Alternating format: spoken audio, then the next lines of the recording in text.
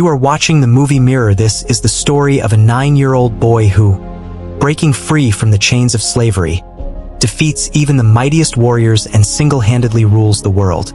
The story begins in the year 1172, where we see the area of present-day northwestern China, which was once known as the Tango Kingdom. Numerous groups of Mongolian tribes lived here, each led by a leader called a Khan. The Khans of these tribes did not get along well with each other because they were all power-hungry, leading to frequent battles that left many dead on both sides. There were no rules and regulations in the Mongol world, so they desperately needed a supreme Khan to keep them united. In the next scene, we are shown a man named Sui.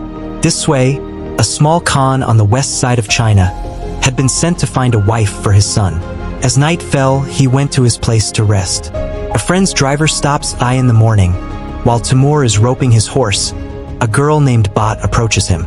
She asks him his name and the reason for his visit. He tells Timur his name and says he's come with his father to find a good wife for him. But Bode tells him, "You should marry me," and runs away. That night, when Timur talks to his father about the matter, his father says, "I want a wife for you who is the strongest type." But then Timur tells him, "I want to find a girl for myself," to which his father agrees. The next morning, he lines up all the girls of that type and carefully examines their legs, because he believed that only a girl with strong legs could keep her husband happy. After this, Timur looks at all the girls one by one and finally chooses Bat as his wife. They are then married. But according to tribal rules, they can only live together for the next 5 years. As soon as it's time for them to leave, Yashue gifts Yashue a necklace and promises to return soon. From there, they all set off for the journey. After covering a short distance, they stop to rest. But this time, they are a little cautious because right in front of them, people of another Khan's type are sitting. After a while, the Khan extends a hand of friendship and sends one of his men with a bowl of milk for Yashue.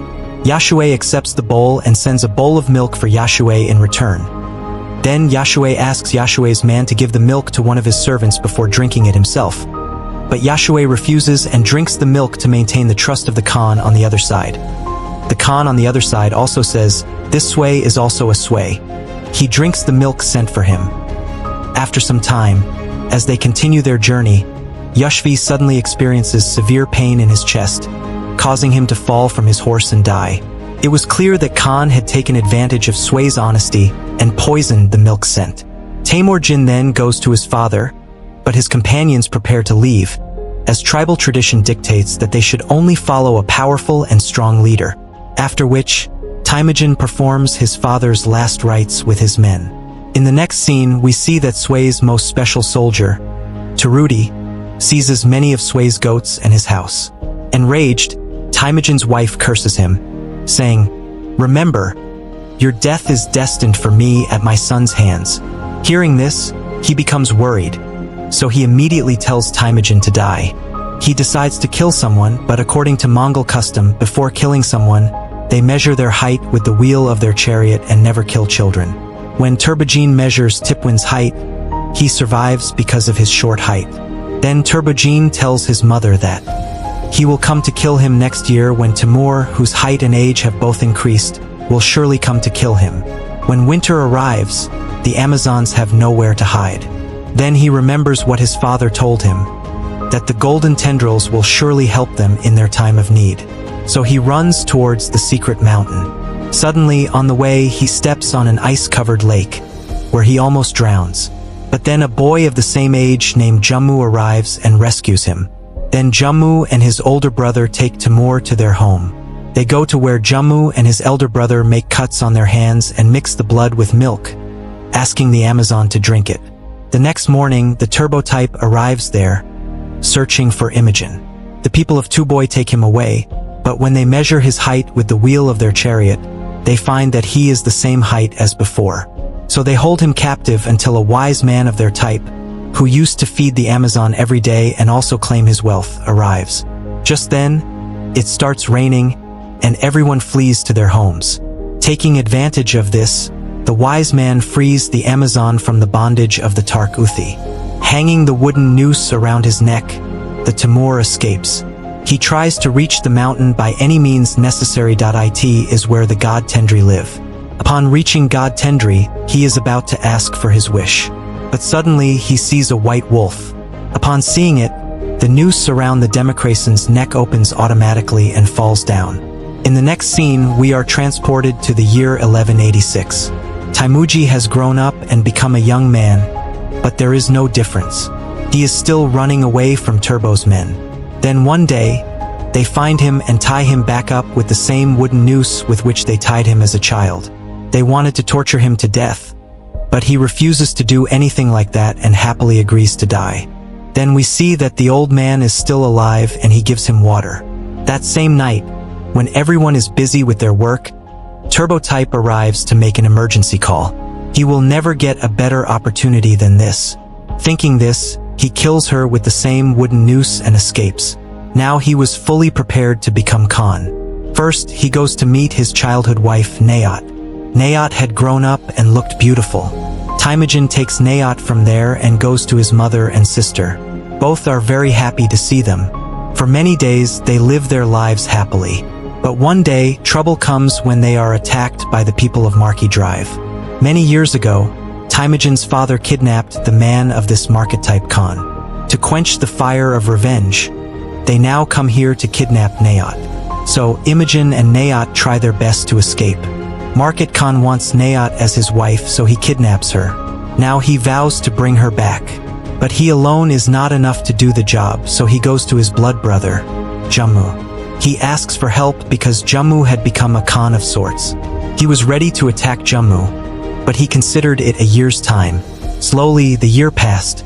Now, the two brothers took their own army and started a campaign on the market strip. After killing all the people on Marquee Drive, they took their essential goods under their control. There, Taimakan saw Bot in a tent, who was now pregnant, but he accepted her as his own. That night, they celebrated their glorious victory. When they asked the Mujib to divide the goods among themselves, Taimakan kept only 10% of the goods for himself and distributed the remaining 90% among the families of those killed in the battle. Two members of Jummu's tribe were impressed and joined Taimakan. Now, since the Mongols could choose their own Khan, Jummu too had nothing to lose. He could have done it, but seeing all this, Jummuka's men are hurt and start considering him their enemy. In the next scene, Jummuka's men see Timur's men stealing a horse. Timur, enraged, begins to kill them, but upon closer inspection, they discover that one of the men is a tyrant. This news reaches Jummuka, and Timur takes the life of Jin's army to end Jin's plan. He joins hands with the Khans of other tribes and attacks Jin.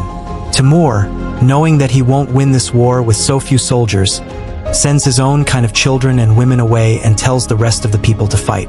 Despite Jin's fighting, Jin loses the war. Timur, who wanted to see Jin in a state of despair, sells Jin to another group of people who take him far into the desert. They walk a long distance. After walking for a long distance, they reach a city ruled by the Tango dynasty. They place Temujin on the ground so that others can buy him.